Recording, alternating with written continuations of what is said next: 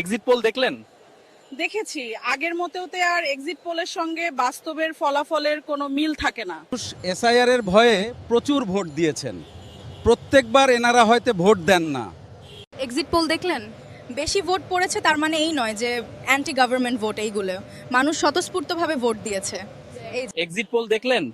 দেখলাম, কিন্তু ঠিক বুঝতে পারছি না কি হবে। এক্সিট পোল দেখলেন? এখন তো সব এক্সিট পোলগুলো সাধারণ মানুষদের জন্য করে না, কোনো রাজনৈতিক দলের হয়ে করে।